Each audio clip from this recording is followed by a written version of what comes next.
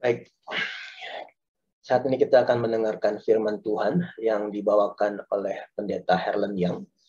Dan firman Tuhan pada hari Sabat ini didasari dari Keluaran 20 ayat 17. Keluaran 20 ayat 17. Jangan mengingini rumah sesamamu. Jangan mengingini istrinya atau hambanya laki-laki atau hambanya perempuan atau lembunya atau keledainya ataupun yang dipunyai sesamamu. Marilah kita persiapkan hati dan pikiran kita. Marilah kita berbakti di dalam roh dan kebenaran.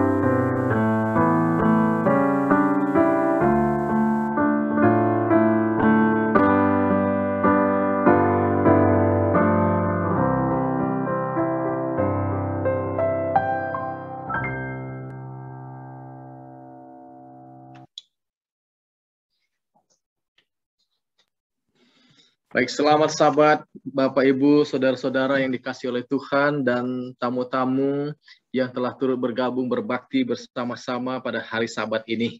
Kita bersyukur atas kebaikan Tuhan bahwa kita masih diberikan kesehatan dan kesempatan untuk memasuki Sabat hari perhentian dan bisa berkumpul bersama dengan anggota-anggota keluarga kita dalam memuji dan memuliakan nama Tuhan. Terima kasih kepada Theo dan Jessica dan juga kepada Lori yang sudah membawakan lagu pujian yang mempersiapkan hati kita untuk mendengarkan pekabaran firman Tuhan. Firman Tuhan yang saya bawakan pada Sabat hari ini harusnya saya bawakan 3 Sabat yang lalu, tetapi pada 3 Sabat yang lalu ketika saya membawakan khotbah bahwa semua materi saya ini hilang. Ya, saya sudah minta maaf waktu itu, saya ganti dengan materi yang lain, khotbah yang lain, dan saya berjanji bahwa akan saya bawakan materi khotbah ini, perintah ke-10. Ya, mungkin pada waktu itu belum lengkap, makanya Tuhan tidak izinkan saya membawakan pelajaran ini. Jadi saya harus ulang lagi, saya harus gali lagi, saya pelajari, saya cari bahan lagi. Setelah itu saya simpan di 2 tempat, ya. Saya simpan di laptop saya simpan juga di Google Drive. Jadi kalau ada masalah di laptop, saya bisa cari di Google Drive. Kalau waktu lalu saya hanya simpan di laptop, saya tidak bikin backup-nya. Jadi memang hidup ini kita harus mengantisipasi hal-hal yang kemungkinan terjadi, hal-hal terburuk yang kemungkinan terjadi. Jadi kita perlu persiapan-persiapan dan backup yang baik untuk dalam kehidupan kita. Terlebih lagi ketika kita mau memasuki keselamatan yang Tuhan sediakan bagi kita. Tuhan ingin memberikan sorga bagi kita. Maka kita perlu merencanakan hidup ini dan mempersiapkan dengan sebaik mungkin agar tawaran yang Tuhan berikan tidak berlalu begitu saja. Jangan kita pikir itu sudah ada di tangan kita, tetapi pada harinya ternyata tidak ada. Ini sangat mengecewakan. Kita pikir bahwa kita sudah yakin nama kita tercatat di dalam kitab kehidupan, bahwa kita akan masuk ke sorga. Pada waktu Tuhan Yesus datang, Tuhan katakan, namamu nggak ada di dalam kitab kehidupan. Aduh, betapa kecewanya hidup kita ini. Ya. Namun sebelum kita membahas lebih jauh, mari kita tunduk kepala untuk berdoa. Bapa kami di sorga, pada sabat ini kami akan mendengarkan firman Tuhan. Berikanlah kepada hamba-Mu penyertaan Roh Kudus-Mu sehingga dapat menyampaikan dengan penuh kuasa, dengan bahasa yang dapat dimengerti oleh seluruh umat-umat Tuhan yang telah bergabung dalam Zoom kebaktian Jemaat Makarius. Berkati agar seluruh peralatan elektronik yang kami gunakan, jaringan internet yang kami gunakan, semua dapat berfungsi dengan baik dan dijauhkan dari gangguan dan jauhkan dari hambatan. Berkati telinga kami Tuhan, agar senang mendengarkan firman-Mu. Berkati hati kami Tuhan, agar menyambut firman Tuhan dengan sukacita. Di dalam nama Tuhan Yesus kami berdoa. Amin. Baik, saya akan share screen.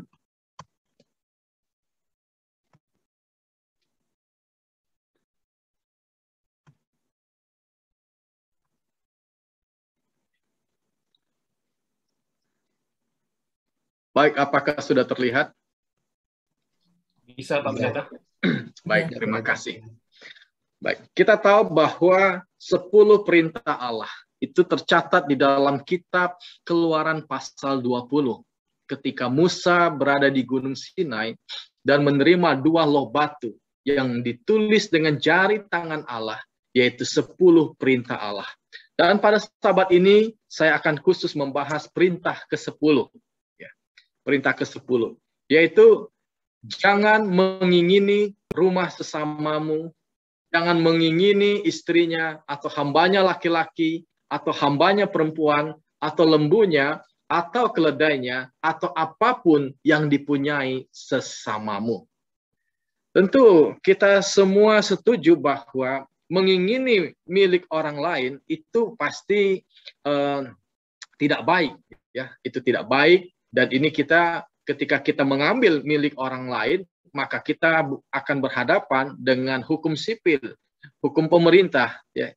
Dan kita bisa ditangkap oleh karena tuduhan mencuri, merampok, atau mengambil tanpa izin. Definisi kata keinginan menurut Kamus Besar Bahasa Indonesia yaitu barang apa yang diingini atau diinginkan, atau perihal ingin, hasrat, kehendak, atau harapan. Ini menurut Kamus Besar Bahasa Indonesia.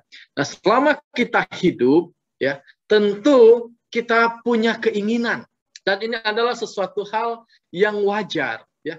Kita mengingini, kita mengharapkan, itu adalah hal yang alamiah, secara natural ada di dalam hati dan pikiran setiap manusia. Kita memiliki kehendak bebas. Tuhan memberikan kepada kita kehendak bebas untuk memilih. Apakah kita mau memilih menerima Tuhan atau memilih untuk menolak Tuhan? Ya.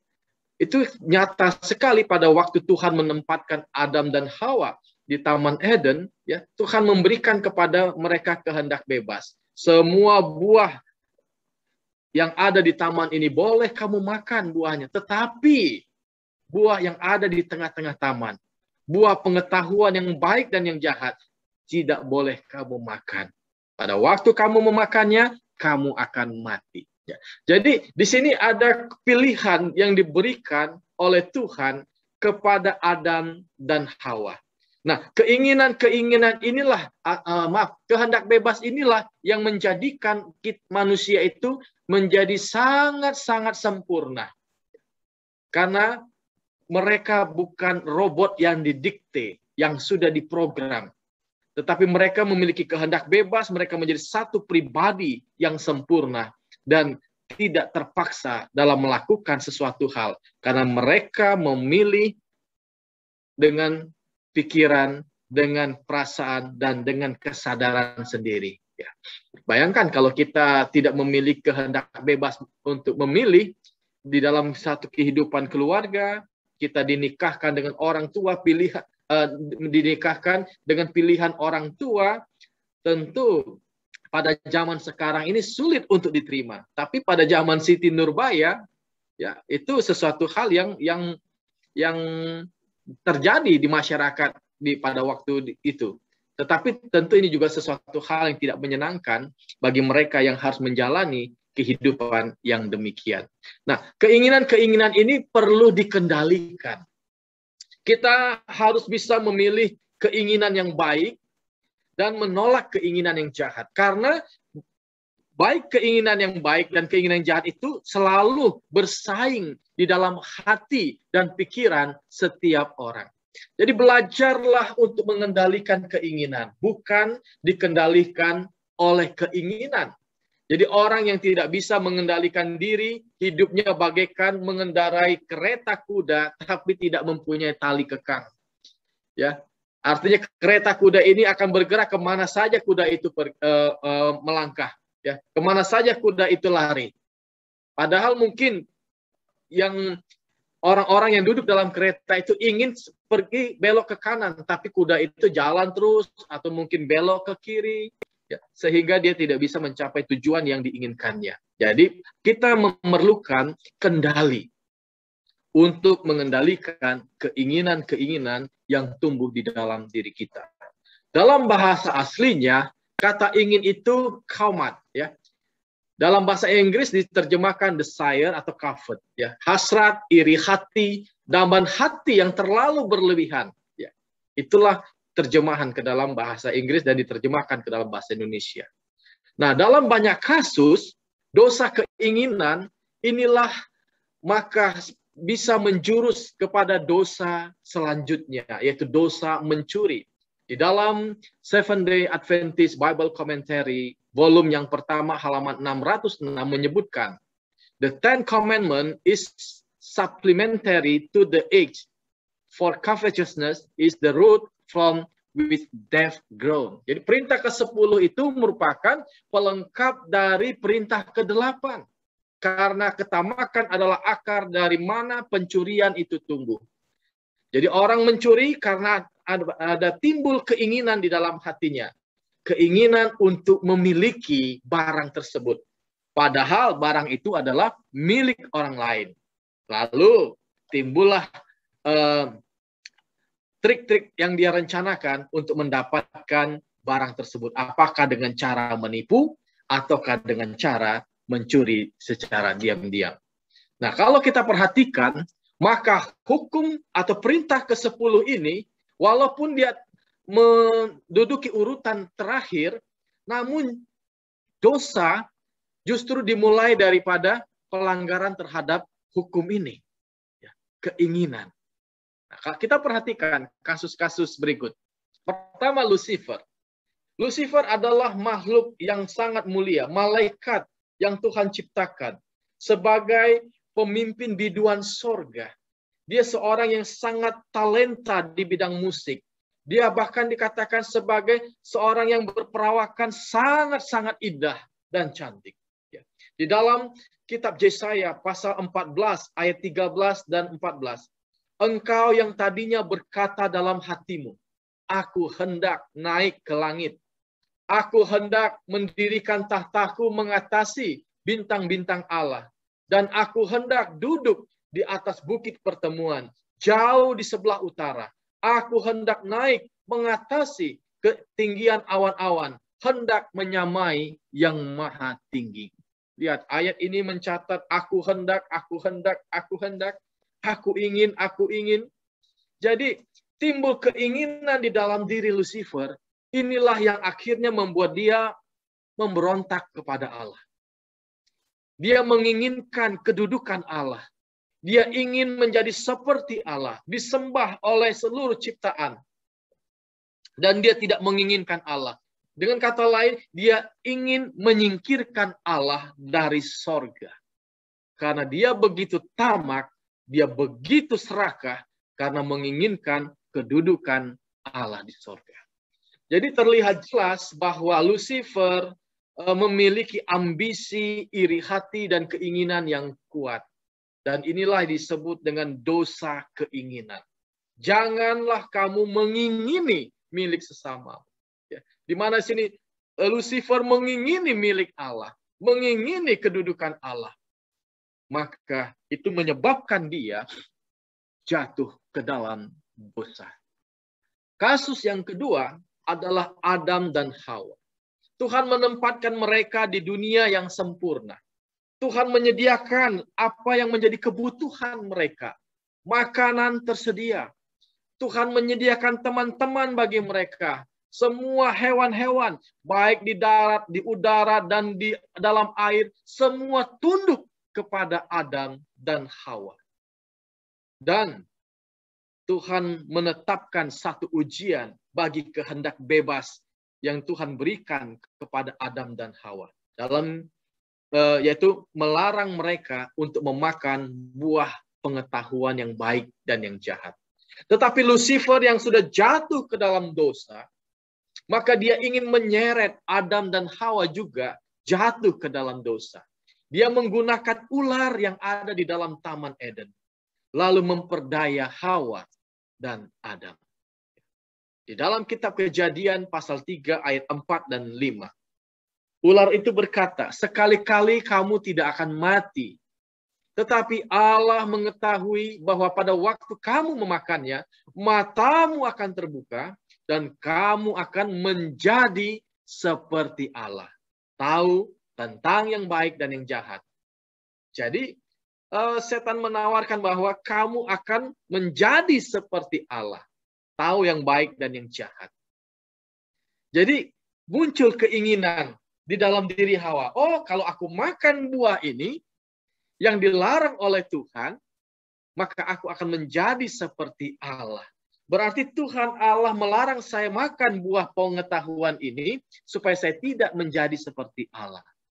Wah, tidak adil ini Tuhan Allah ini. Lalu dia lebih percaya kepada tipu muslihat ular tersebut. Dan dia memakannya karena dia menginginkan menjadi seperti Allah. Dan inilah dosa keinginan. Jadi kalau kita berbicara tentang keinginan yang timbul di dalam kehidupan kita, maka itu adalah sesuatu hal yang normal. Apakah salah kalau saya menginginkan bahwa anak-anak saya ini boleh menjadi anak-anak yang rajin, menjadi anak-anak yang berbakti kepada orang tua? Itu bukan sesuatu keinginan yang salah. Apakah salah kalau saya menginginkan memiliki gaya hidup yang sehat? Itu baik. Ya. Apakah salah kalau saya menginginkan memiliki rumah di tempat, di satu pemukiman yang sehat, yang bebas dari polusi, yang bebas dari banjir, yang bebas dari tindakan kriminal? Itu adalah satu keinginan yang baik. Ya. Dan memiliki keinginan, memiliki tekad, memiliki cita-cita, itu tidak salah. Tapi yang menjadi salah adalah ketika kita mengingini apa yang sudah menjadi milik orang lain. Dan untuk memuaskan keinginan kita itu, maka kita menghalalkan segala cara untuk mendapatkan apa yang kita inginkan. Padahal itu sudah menjadi milik orang lain. Kasus yang berikutnya adalah Daud. Daud seorang raja. Dia tidak kekurangan istri. Dia punya istri banyak. Dia punya harta banyak. Dia punya pelayan-pelayan banyak. Dan dia bisa memilih gadis-gadis yang belum menikah untuk dinikahinya menjadi istrinya.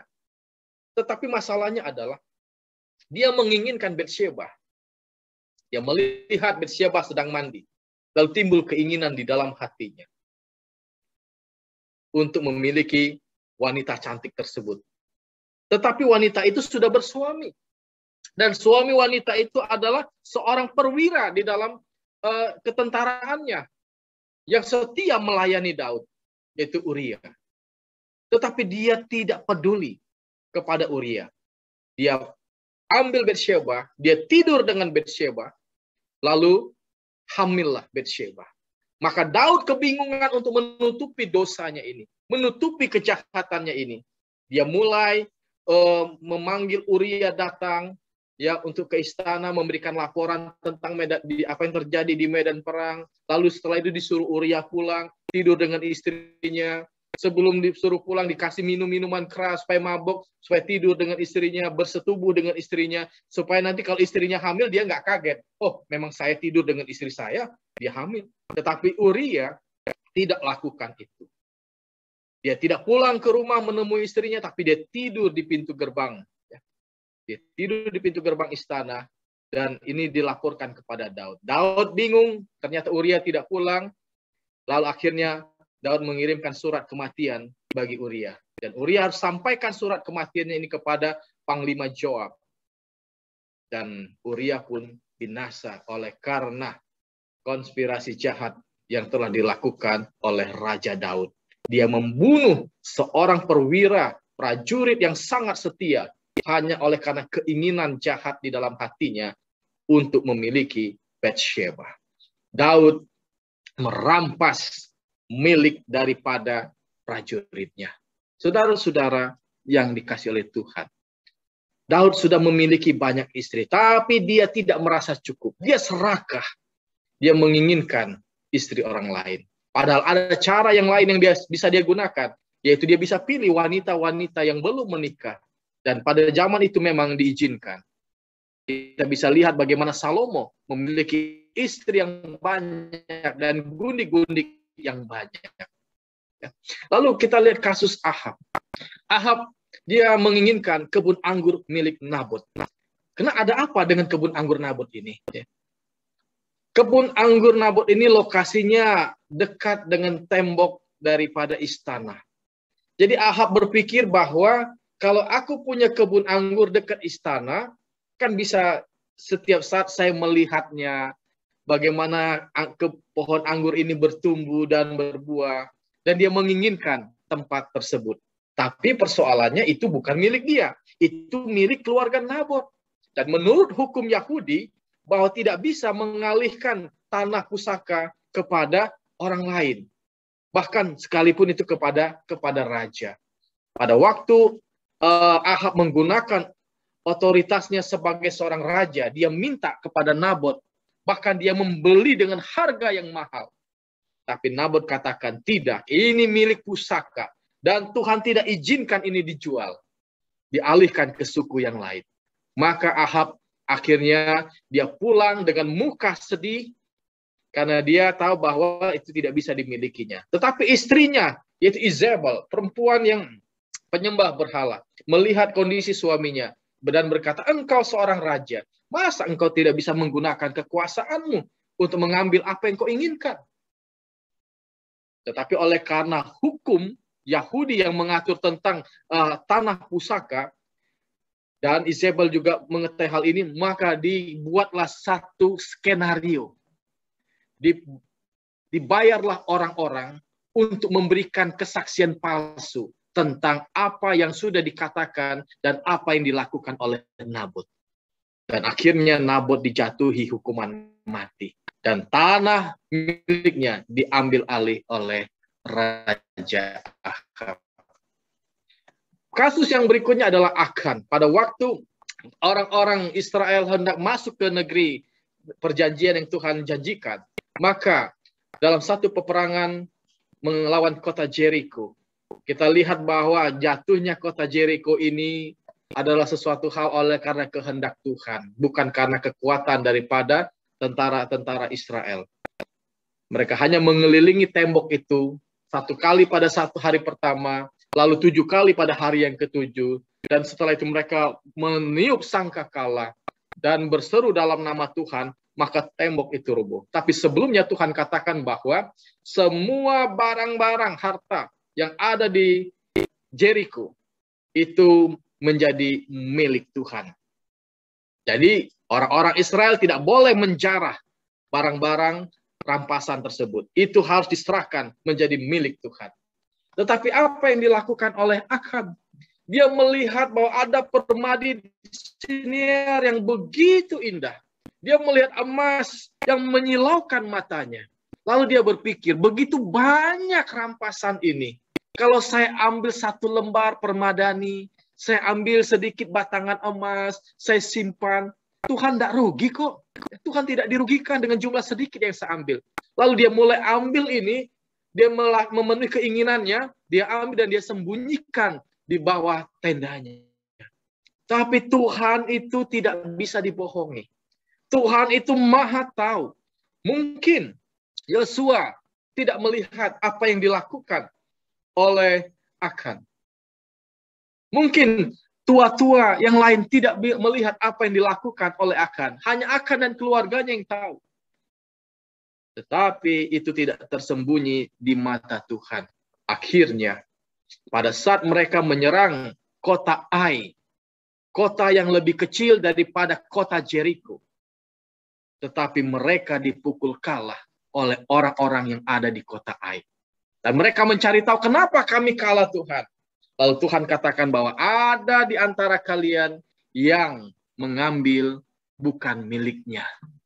Dan setelah diseleksi, dicari tahu, didapatilah Akan. Dan mereka pun dibinasakan. Berikutnya adalah Saul. Saul adalah seorang pilihan Tuhan. Ketika bangsa Israel menginginkan ada raja yang memimpin mereka. Dan Tuhan menunjuk Samuel untuk mengurapi Saul. Ya. Tapi kita tahu cerita akhir daripada Raja Saul ini, bahwa akhirnya dia ditolak oleh Tuhan. Hal ini dicatat dalam 1 Samuel pasal 15. Ya. Bagaimana Samuel telah berpesan kepada Saul bahwa engkau akan mengalahkan orang-orang Amalek, tapi jangan sisakan baik orang-orang Amalek, ya, baik kambing domba lembunya, semua harus dibinasakan. Namun Saul melihat bahwa lembu-lembu yang dimiliki oleh orang-orang Amalek sangat gemuk, sangat tambun. Sayang kalau dimatikan. Ya. Lalu dia mulai menyuruh tentara-tentaranya untuk apa? Menyisihkan lembu-lembu yang baik, yang tambun. Yang sementara lembu-lembu yang jelek, yang kurus, itu yang dibinasakan. Tapi Tuhan tahu apa yang dilakukan oleh Saul. Samuel mungkin tidak melihat, tapi Tuhan memberitahukan kepada Samuel kelakuan daripada Saul. Akhirnya, karena dosa keinginan Saul ini, menyebabkan dia ditolak oleh Tuhan. Kasus yang ketujuh adalah Gehazi, hamba Elisa. Dia telah melihat bagaimana Elisa melakukan banyak mujizat. Dia telah menemani Elisa di dalam pelayanan. Satu kali datanglah 5 Naaman, datang menemui Elisa, meminta supaya disembuhkan dari penyakit kusta. Dia telah membawa kain-kain yang begitu indah. Dia telah membawa emas perak sebagai persembahan kepada Elisa, agar dia bisa disembuhkan dari sakit kustanya. Tetapi Elisa tidak keluar dari rumahnya untuk menemui Naaman. Dia hanya berpesan kepada Gehazi, katakan kepada orang itu, pergi ke sungai Jordan, celupkan dirimu 7 kali di sungai itu, dan engkau sembuh. Akhirnya Naaman kesal. Kemana-mana dia pergi, dia selalu disambut. Ini, saya seorang panglima, siapa ini Elisa ini? Sampai tidak mau keluar dari rumah menyambut saya. Tetapi akhirnya dia pulang dengan kemarahan, namun prajurit pengawal mengatakan kepada Naaman, kalau Nabi itu menyuruh kamu mendaki gunung, menyeberangi lautan, menyuruh kamu melakukan perkara-perkara yang sulit, pasti kamu lakukan. Masa perkara yang mudah kamu tidak mau lakukan? Akhirnya Naaman berpikir, oh benar juga. Pergilah dia ke sungai Jordan. Dia celupkan dirinya 7 kali. Dan dia sembuh. Ajaib. Lalu dia kembali ke rumah Elisa. Dia ingin memberikan persembahan kepada Elisa. Tapi Elisa tidak mau terima. Bawa itu pulang. Bawa itu pulang. Si Gehazi merasa, aduh sayang sekali. Ini panglima datang memberikan emas, perak, kain-kain yang begitu indah. Selama ini kita hidup sederhana. Ya, pakaian juga tidak yang indah. Sayang ini. Kalau saya minta barang 2-3 lembar, pastikan tidak merugikan Naaman. Orang dia mau memberi. Kemudian, pada waktu Naaman dan pengawalnya mulai jalan untuk pulang, maka Gehazi mengejar Naaman dan berkata kepadanya, menyampaikan satu hal berita bohong, bahwa telah turun 2 orang dari gunung, ya, ke Elisa. dan mereka sangat membutuhkan pakaian. Berikanlah kepadaku dan kuserahkan kepadanya. Dia menipu, ya. Dia sembunyikan barang-barang tersebut. Naaman memberi dengan senang hati, ya. Tetapi apa yang dilakukan oleh Gehazi bertentangan dengan apa yang diinginkan oleh Elisa. Dan Elisa berkata kepada Gehazi, bukankah ketika orang itu pergi, rohku juga pergi menyertai dia. Oleh karena engkau telah mengambil kain, engkau mengambil uang dan perak, maka penyakit kusta orang itu pindah kepadamu. Mulai saat itu Gehazi pun terkena penyakit kusta. Saudara-saudara, oleh karena keinginan menginginkan milik yang orang lain, maka penyakit itu pun datang kepadanya. Jadi bisa dikatakan bahwa orang-orang yang disebutkan di atas, baik itu Gehazi, Saul, Akan, Hawa, bahkan Lucifer, mereka adalah contoh manusia yang tidak bisa mengkontrol pikiran mereka pada keinginan buruk di dalam diri mereka, menginginkan harta yang bukan menjadi bagian mereka, menginginkan posisi yang bukan milik mereka. Dalam Bible Commentary volume 1 halaman 607, di situ dikatakan, the wrong thoughts entertain promotes a wrong desire, which in time give birth to a wrong action. Jadi pikiran yang salah, pikiran yang jahat akan mempromosikan timbulnya keinginan yang jahat, yang mana pada waktunya nanti akan melahirkan tindakan-tindakan yang jahat atau yang salah. Maka di dalam Amsal pasal 4 ayat 23, Raja Salomo katakan bahwa above everything else, guard your heart. Jagalah pikiranmu, for it is the source of life consequences. Karena dari situ sumber dari segala konsekuensi kehidupan. Ya. Dalam Revised Standard Version katakan, keep your heart with all vigilance. Ya. Jagalah hatimu dengan segala kewaspadaan. Waspada, jangan sampai timbul keinginan-keinginan jahat, keinginan-keinginan yang merugikan di dalam hati kita.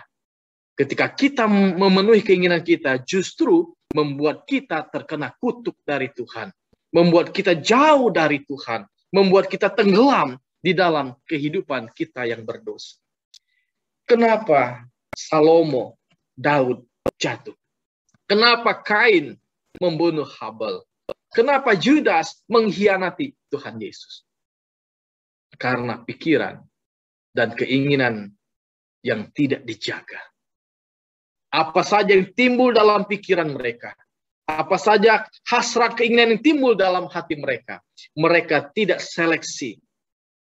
Mereka langsung menginginkannya dan melakukannya. Padahal itu bertentangan dengan apa yang Tuhan inginkan. Sebaliknya, kenapa Yusuf bisa berhasil? Kenapa Daniel bisa sukses? Kenapa Henok diangkat oleh Tuhan ke sorga?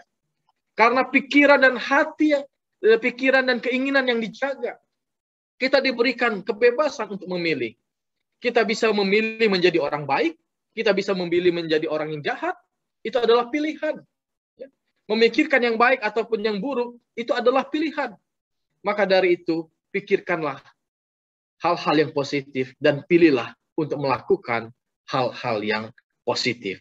Hal-hal yang berkenan kepada Tuhan, bukan hal-hal yang tidak berkenan kepada Tuhan. Bagaimana caranya? Supaya kita bisa menghindari dosa keinginan. Karena ini sesuatu yang menyusup ke dalam hati dan pikiran kita. Kita pikir ini baik, ternyata itu tidak baik. Maka yang pertama adalah hormati Tuhan.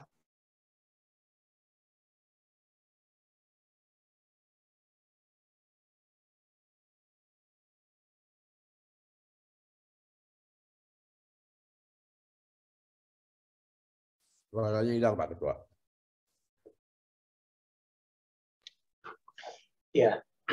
Bukan kejahatan yang besar ini dan berbuat dosa terhadap Allah.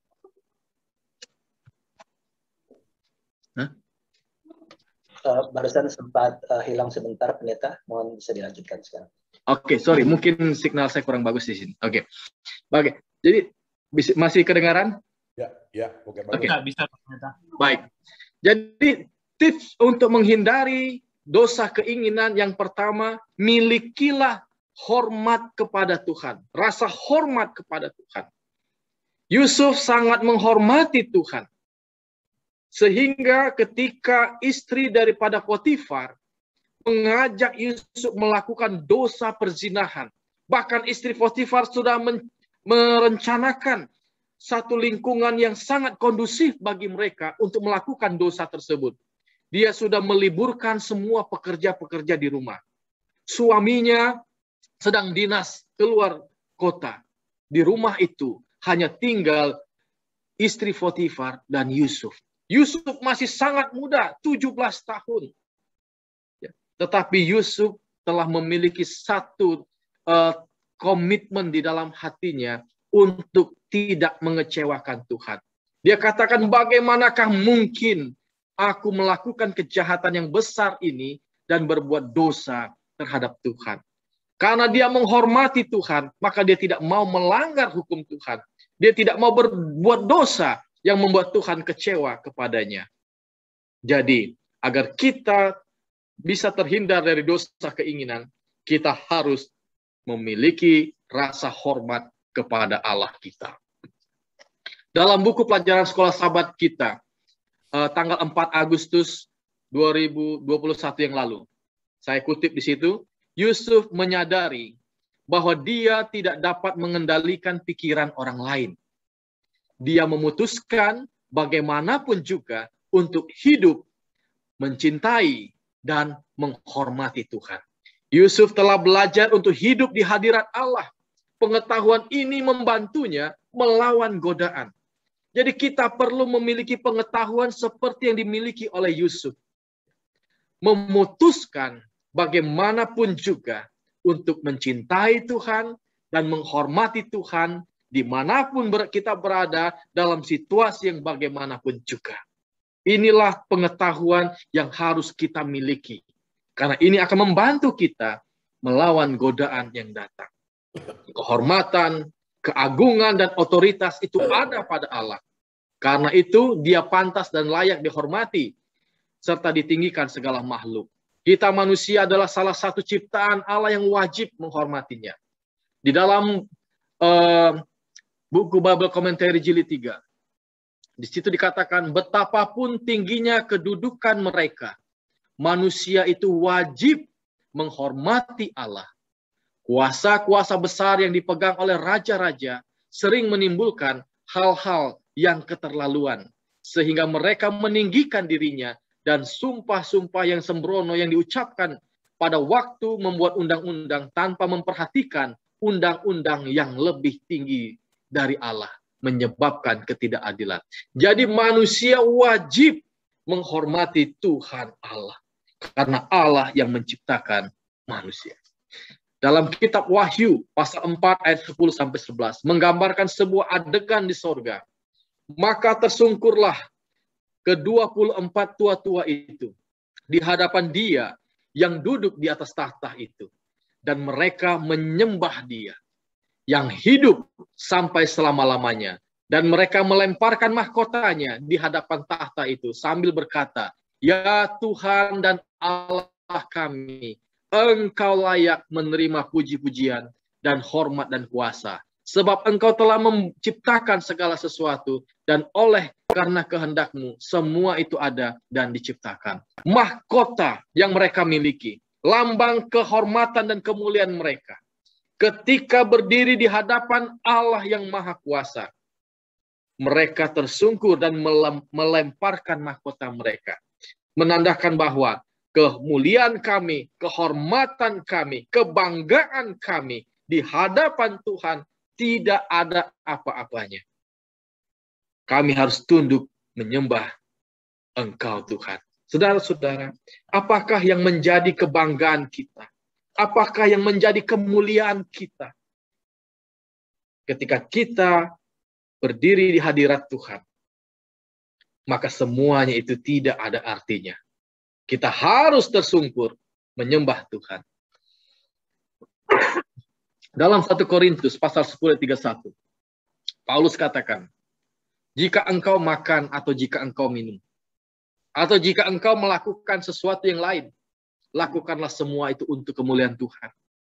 Apa yang mau kita pikirkan? Apa yang timbul dalam keinginan hati kita? Apa yang mau kita ucapkan? Apa yang mau kita lakukan? Kita harus pikirkan dulu. Apakah semua itu akan membawa kemuliaan bagi nama Tuhan, atau justru mendatangkan celah dan aib bagi nama Tuhan? Saya sebagai anak Tuhan, sebagai orang Kristen, orang yang beriman, kalau sikap dan kelakuan saya seperti ini, apakah Tuhan dimuliakan atau tidak? Saudara-saudara, maka ini harus kita renungkan dan pikirkan selalu. Tips yang kedua untuk menghindari dosa keinginan adalah berdoa.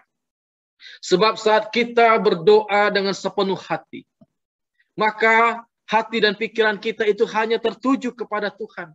Pada saat hati dan pikiran kita tertuju kepada Tuhan, maka secara otomatis keinginan-keinginan yang tidak sesuai dengan pikiran Allah itu akan meninggalkan hati dan pikiran kita.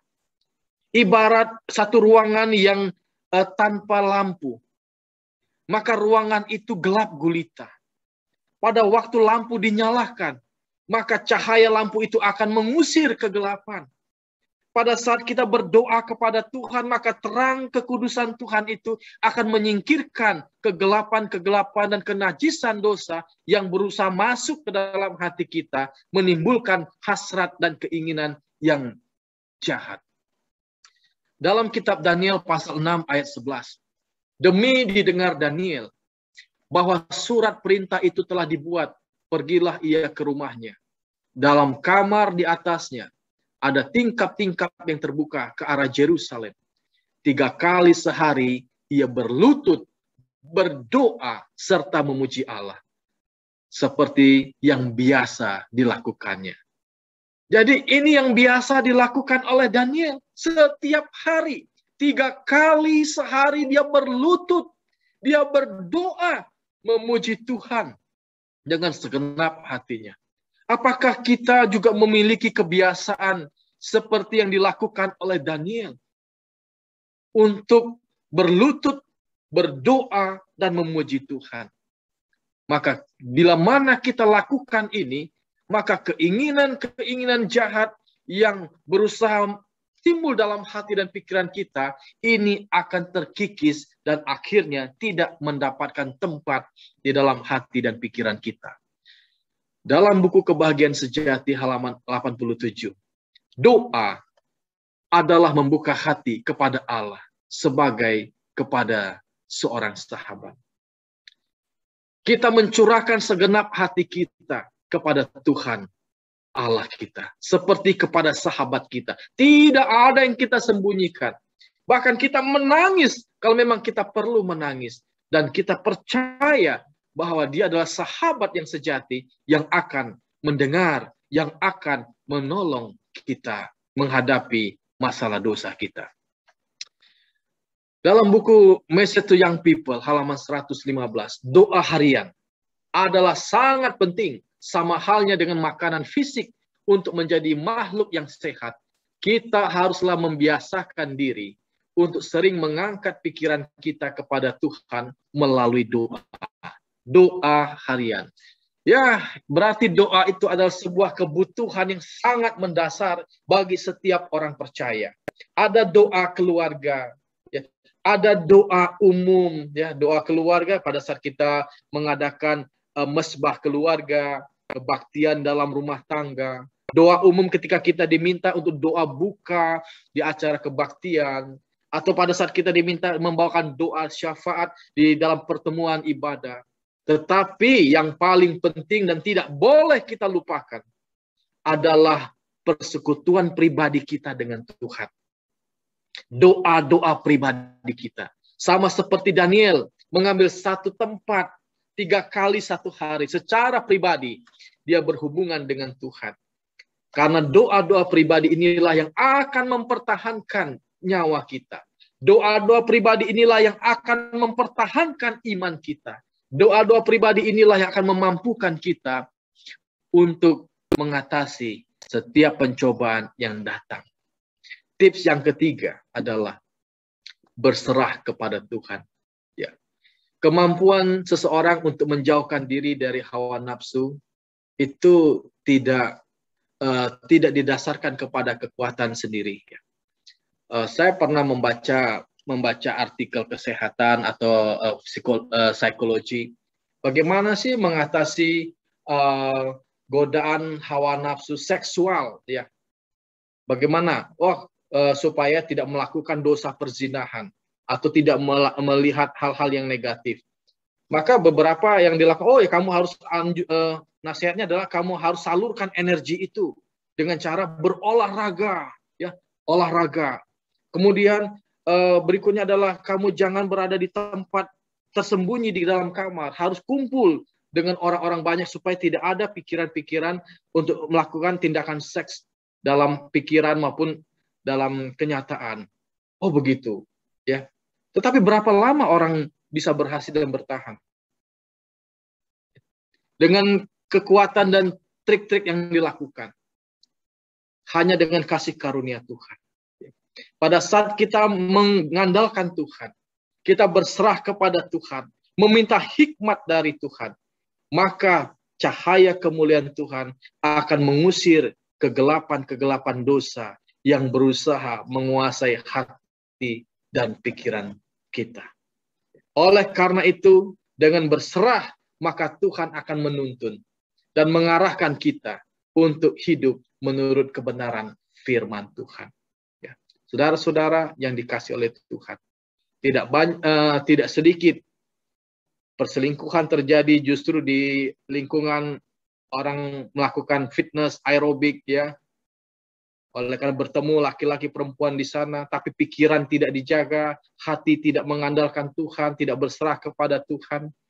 Memang energi disalurkan melalui olahraga, tetapi hasrat keinginan tidak diserahkan kepada Tuhan, maka dosa-dosa perzinahan, perselingkuhan, keinginan-keinginan jahat pun bisa terjadi di tempat-tempat olahraga. Di dalam buku Para Nabi dan Bapa, volume kedua, halaman 244, ia menurunkan Roh Kudus untuk memenuhi Saul, untuk menunjukkan kepadanya kelemahan dan keperluannya akan anugerah ilahi. Dan jikalau Saul telah bergantung kepada Allah, maka Allah akan menyertainya. Selama kemauannya dikendalikan oleh kehendak Allah, selama ia berserah kepada disiplin rohnya, maka Allah akan memahkotai usahanya itu dengan sukses. Tetapi apabila Saul memilih bertindak tanpa bergantung kepada Tuhan, maka ia tidak lagi dapat menjadi pemimpinnya dan terpaksa harus menyisihkannya. Pada waktu Tuhan memilih dan mengurapi Saul, maka Roh Kudus Tuhan memenuhi hati Saul, sehingga dia bisa memenangkan pertempuran-pertempuran yang terjadi. Tetapi jika Saul tidak bergantung kepada Tuhan, maka roh itu akan meninggalkannya. Itu sebabnya kita perlu bergantung, berserah kepada Tuhan, mengharapkan anugerah Tuhan. Ya, sangat bagus kalimat ini. Selama ia berserah kepada disiplin roh Allah, maka Allah akan memahkotai usahanya itu dengan sukses, dengan berhasil. Ini merupakan tulisan pena inspirasi yang menjadi terang kecil yang menuntun kita kepada terang yang lebih besar. Dalam Yohanes pasal 15 ayat 5, firman Tuhan Yesus, "Akulah pokok anggur, dan kamulah ranting-rantingnya. Barang siapa tinggal di dalam aku, dan aku di dalam dia, ia berbuah banyak, sebab di luar aku, kamu tidak dapat berbuat apa-apa." Di luar Kristus, kita tidak akan mendapatkan kesuksesan sejati. Di luar Kristus, kita tidak dapat mengatasi keinginan-keinginan jahat yang timbul di dalam hati kita. Hanya dengan tinggal di dalam Kristus, dan Kristus tinggal di dalam kita, firman Tuhan tinggal di dalam diri kita, maka kita dapat melakukan hal-hal yang dikehendaki oleh Tuhan. Tips menghindari dosa keinginan yang keempat adalah merenungkan firman Tuhan. Di dalam buku Testimonies for the Church, volume yang kelima, halaman 192. Semua orang yang tidak bersungguh-sungguh menyelidiki firman Tuhan dan menyerahkan keinginan dan tujuan hidupnya kepada Tuhan. Semua orang yang tidak mencari Tuhan dalam doa untuk mengetahui keinginannya, pastilah akan jatuh di bawah penipuan setan. Ya. Semua orang, saudara-saudara. Ini merupakan amaran kepada kita.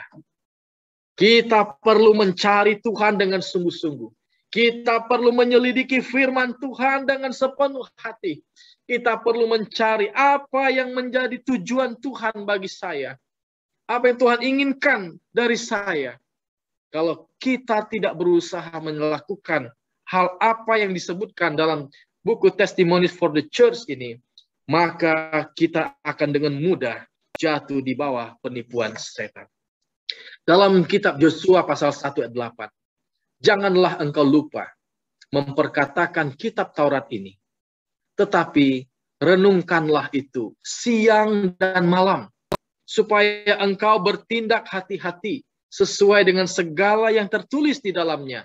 Sebab dengan demikian perjalananmu akan berhasil dan engkau akan beruntung. Yosua merasa dia tidak kuat untuk memimpin bangsa Israel menggantikan Musa. Tapi Musa katakan kepada Yosua ya, bahwa harus merenungkan kitab Taurat itu. Merenungkan firman Tuhan siang dan malam. Dengan merenungkan firman Tuhan, kita akan mendapatkan hikmat pengertian. Sehingga kita bisa bertindak dengan hati-hati sesuai dengan apa yang tertulis dalam firman Tuhan. Dengan demikian, perjalananmu akan berhasil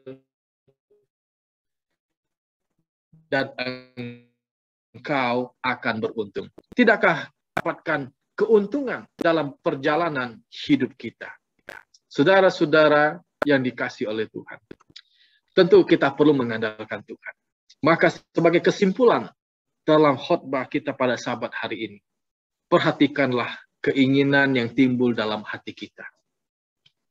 Jangan beri kesempatan keinginan-keinginan jahat itu timbul dalam hati kita. Dan belajarlah mengendalikan keinginan yang timbul dalam hati kita. Supaya kita bisa memilah-milah mana yang boleh dan mana yang tidak boleh. Kemudian arahkan keinginan-keinginan yang timbul dalam hati kita itu adalah keinginan yang menyenangkan hati Tuhan. Bukan sekadar menyenangkan hati kita, bukan sekadar memuaskan hawa nafsu kita, tapi kita perlu memikirkan apakah semua keinginan itu berkenan kepada Tuhan, menyenangkan hati Tuhan. Memang betul perintah ke-10 adalah perintah yang terakhir dalam 10 perintah yang diturunkan di Sinai.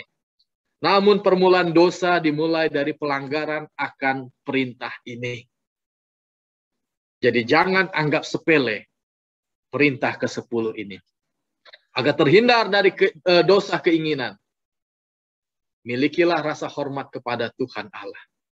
Berikanlah segenap hatimu untuk mengasihi Tuhan dan menghormati Tuhan. Lalu bertekunlah dalam doa dengan sepenuh hati. Baik doa umum, doa keluarga, dan doa pribadi. Seperti Daniel 3 kali satu hari bertelut berdoa memuji Tuhan. Maka ada baiknya kita pun menerapkan formula Daniel di dalam kehidupan kita. Berserah, bergantung kepada kuasa Tuhan akan membuat kita mampu mengatasi hal-hal yang tidak mampu kita atasi. Dan jangan lupa untuk membaca, untuk mendengar, dan merenungkan firman Tuhan siang dan malam. Karena perjalanan hidupmu akan berhasil ditentukan oleh merenungkan firman Tuhan. Dalam Mazmur 37 ayat 5. Serahkanlah hidupmu kepada Tuhan. Ia akan bertindak. Dalam arti menolong pikiranmu. Tuhan akan bertindak menolong pikiran kita. Supaya keinginan-keinginan jahat jangan menguasai pikiran kita. Mazmur 55 ayat 23, serahkanlah khawatirmu kepada Tuhan. Ia akan memelihara engkau, termasuk memelihara pikiranmu, agar jangan tercemar oleh hal-hal yang najis, hal-hal dosa yang akan menjauhkan kita dari Tuhan. Amsal 16 ayat 3, serahkanlah perbuatanmu kepada Tuhan, maka terlaksanalah segala rencanamu atau yang sudah engkau pikirkan. Berserah kepada Tuhan adalah satu tindakan yang bijaksana yang harus kita lakukan di dalam kehidupan kita. Sebab tanpa pertolongan Tuhan, tanpa campur tangan Tuhan, maka kita tidak akan pernah berhasil mengatasi dosa keinginan yang berusaha menyusup dalam hati dan pikiran kita. Mari kita satukan hati kita untuk berdoa. Bapa kami yang di sorga, kami bersyukur atas firman Tuhan yang sudah kami dengarkan. Kami sambut dengan sukacita. Kami menyadari bahwa masih sering dosa-dosa keinginan atau keinginan-keinginan yang tidak baik timbul di dalam hati dan pikiran kami. Yang kami mungkin menyenangkan bagi kami secara manusia, tetapi tidak menyenangkan bagi Tuhan. Ampuni kami Tuhan. Mulai dari saat ini, kami mau belajar untuk menghormati Tuhan.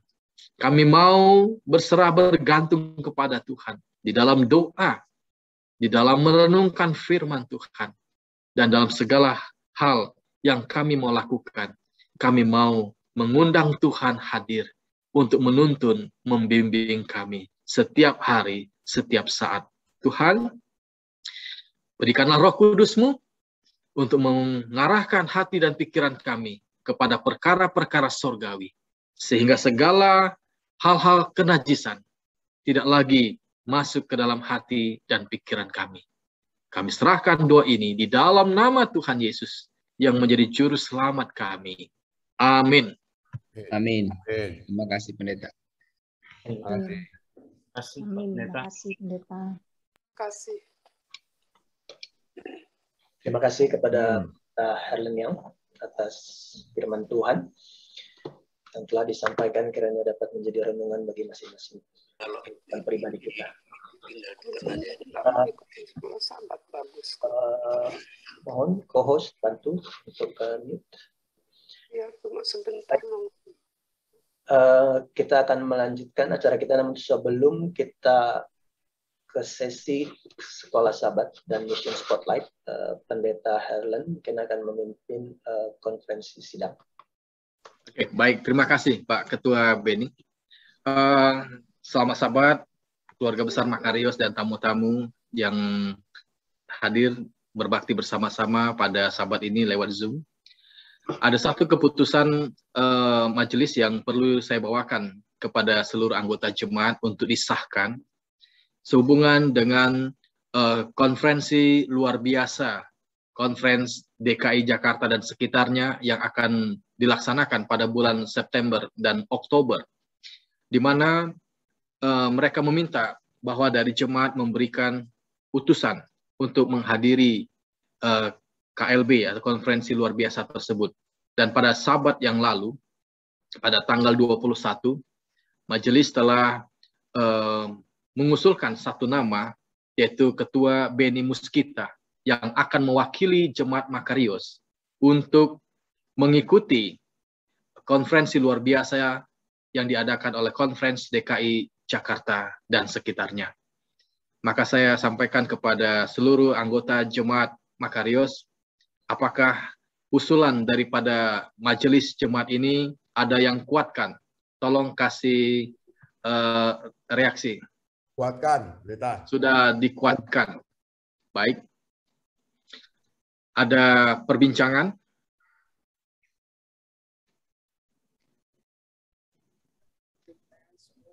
Baik, tidak ada perbincangan. Maka yang setuju boleh kasih suara. Setuju, Pendeta. Angkat tangan. Oke, terima kasih. Baik. Baik. Oke, pada Sabat ini seluruh anggota Jemaat Makarios memutuskan untuk menyetujui mengutus Ketua Beni Muskita sebagai utusan resmi Jemaat Makarios dalam mengikuti konferensi luar biasa yang akan diadakan oleh Conference DKI Jakarta dan sekitarnya pada bulan September dan Oktober. Terima kasih. Kita akan mendoakan utusan umum dari jemaat.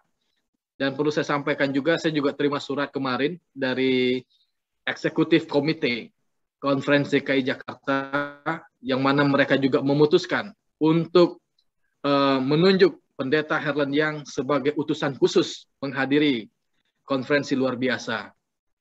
Ya, jadi sebagai utusan khusus, saya ditunjuk untuk menjadi utusan. Dan dari Jemaat Makarios, utusan umum adalah Ketua Beni Muskita. Pendeta Tilung, boleh kita minta tolong untuk mendoakan kami yang ditunjuk untuk menjadi utusan, baik utusan umum maupun utusan khusus. Silakan Pendeta Tilung. Kita berdoa. Bapa di sorga, oleh kehendak-Mu, maka majelis jemaat telah memutuskan utusan-utusan untuk konferensi luar biasa. Dan baru saja diputuskan oleh jemaat melalui konferensi jemaat nama-nama yang akan mewakili jemaat Makarios, yaitu Ketua Beni Muskita, dan kemudian sebagai utusan khusus hamba Tuhan Pendeta Herlen Yang untuk berbicara atas nama Gereja Makarios di dalam forum konferensi luar biasa yang akan membicarakan mengenai hal-hal yang berhubungan dengan konferensi yang akan berlangsung pada bulan Desember yang akan datang. Bapa di sorga, kiranya suara dari jemaat menjadi suara Tuhan bagi mereka, dan Engkau kiranya lengkapi mereka dengan Roh-Mu yang kudus, hikmat dari sorga, agar kedua hamba Tuhan ini benar-benar boleh membawa suara jemaat yang adalah suara Tuhan untuk memutuskan sesuatu untuk kemajuan pekerjaan Tuhan di konferensi DKI Jakarta ini. Bapa di sorga, terima kasih atas penentuan-Mu, terima kasih atas suara-Mu melalui jemaat, dan biarlah kedua orang ini betul-betul boleh mewakili jemaat dan beristimewa dalam membangun konferensi DKI Jakarta ini lebih baik lagi. Terpujilah nama-Mu dari kekal sampai kekal, karena Engkaulah Allah kami, Tuhan kami, pencipta dan pemelihara kami, yang juga adalah juru selamat kami. Amin. Amin. Amin. Baik, terima kasih Pendeta Tilung. Saya kembalikan kepada pembawa acara. Silakan.